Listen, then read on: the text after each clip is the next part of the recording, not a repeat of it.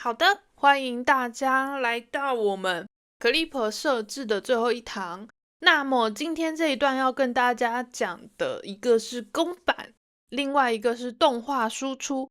这堂课主要的目的就是把这两个部分做对，这样的话也会方便后面的制作。那么首先我们从公版讲起。那么首先我们一样要先开一个档案。而我们的画面框就是中间这里嘛，我会想要先做一个尺寸的调整，我比较喜欢上面宽一点，因为我们等一下会要在上面放东西，下面窄一点没有问题，左右也可以小一些，但是这样子也是 OK 的，这个也是看大家的习惯。那么从公版讲起的话，公版最重要的就是两个东西，一个是定位孔，一个是图层规范。先讲定位孔，为什么公版会需要定位孔呢？这个其实是从日本手绘时代一路流到现在的习惯。以前手绘动画的时候，一个镜头会有很多张纸要叠在一起翻，他们要怎么保证每一张纸都在同一个位置？就是靠定位孔，然后还会再加上一把定位尺，这样的话就可以把纸张卡在上面。大部分定位孔这个地方会做有点圆弧形的，但实际上在数位制作上只是为了定位，所以就比较没有关系。我先简单的做一个定位孔出来。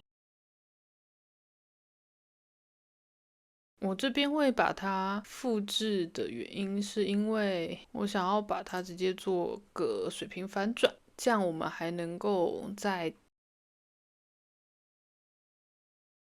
圆圈上直接定位，这样左右两边的间距就会一样大。我们只要把这个圆能够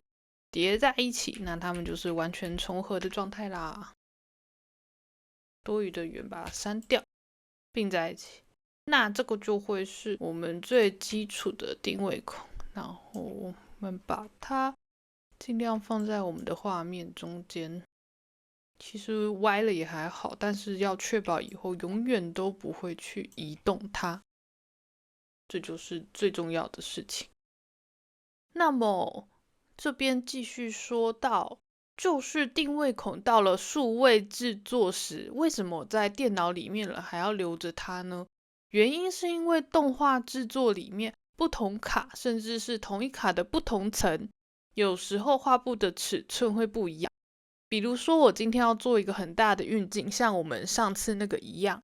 那我可能会把画布开大一些。但是呢，我的背景如果不需要运镜，或者是我的背景要做超级大的运镜，但是我的人我想要直接在我的画面里面画完的话，我的人就不会需要开到那么大的画布吧？意思是我的背景跟我的人物的画布尺寸，他们虽然在同一卡，但尺寸却不一样。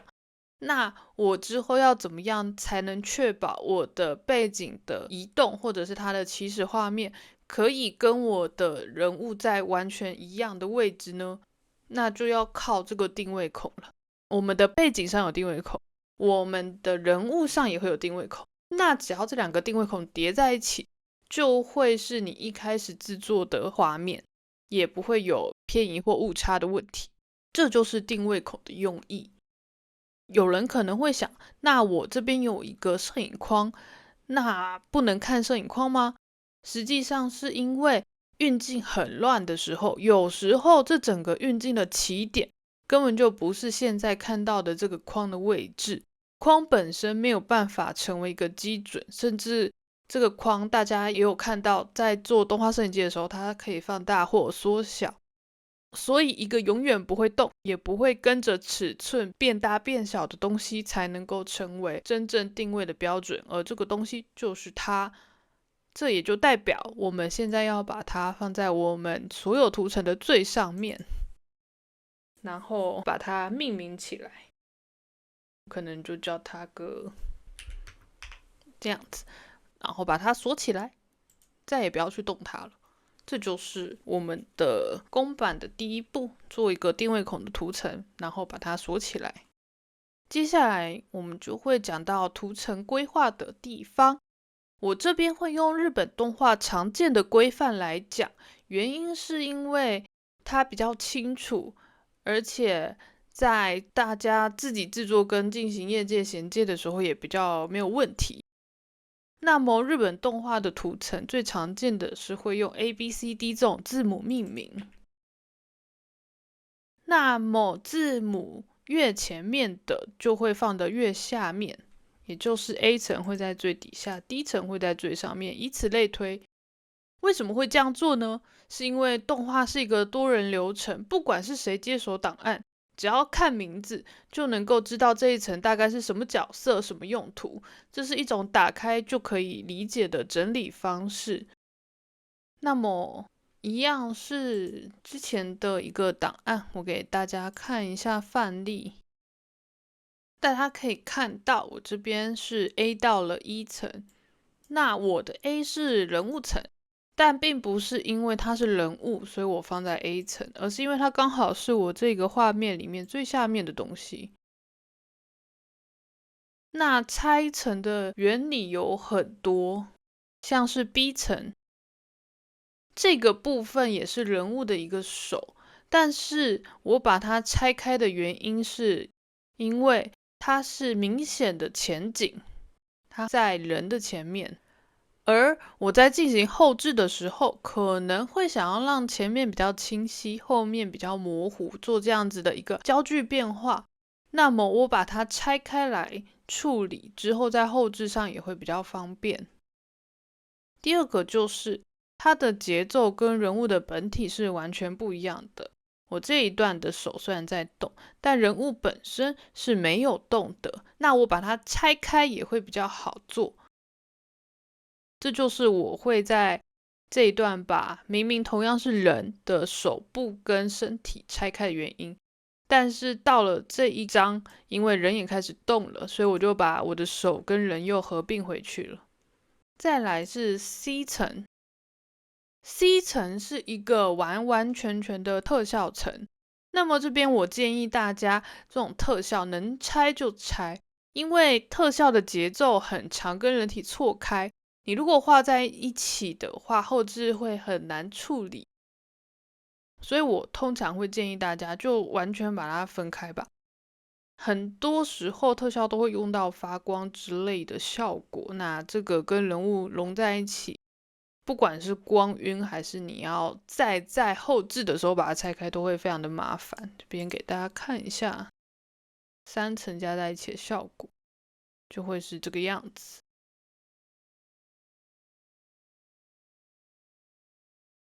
那么是低层，这一段我画的是黑白闪，它也是特效，但是它在合成上要处理的跟一般的特效不一样，加上是一个完全独立的效果，所以我另外拆了一层，那也会比较好管理。再来是1层，它也是特效，理论上它其实可以跟 C 层并在一起，没有关系。我拆开纯粹是我个人的习惯，因为这个也是我判断我在后置的时候会比较好处理的。不过这边也可以跟大家说一下，就是如果你想要走完全业界的日系动画，那么通常他们会希望层数越少越好，能并就并。我拆开的原因是因为我自己好处理，但是他们在制作时考虑到原画中歌上的成本，会希望大家尽量并在一起，像是这个 ED、C。这3层就可以考虑将 E 跟 C 并在一起，或者是将 C 跟 D 并在一起。那么拆成最主要的几个点就在于节奏不同、合成处理不同、前后景需求不同，那么就把它拆开来。这个就是日系动画拆层的一个原理。我们回到我们的公版这边，一开始可以先把层数简单的开起来几个，里面的东西也可以先包一下。就像我之前说的，它会在后续的每一个影格都把前面的图层复制好，所以现在先组好，它也会成为一个公定的版本，方便后续的张数直接复制贴上。这边要跟大家推荐使用 Clip 里面的向量图层来画线稿。不知道有没有人用过向量图层跟它旁边的这个一般的图层的差别？最明显的地方在于，一般的图层它放大会模糊。不好意思，这个是2值，我改一下。最明显的地方在于，有一些笔刷在这2种不同的图层上画起来的感觉是不一样的，以及点阵图层放大的时候会模糊，但是向量图层是相对没有这个问题的。应该这样子对比应该还蛮明显的吧。加上向量图层它自己有一个他们自己的橡皮擦，叫做向量橡皮擦。这个橡皮擦它会直接把整个线段擦掉，在进行一些复杂的线段要进行擦除的时候，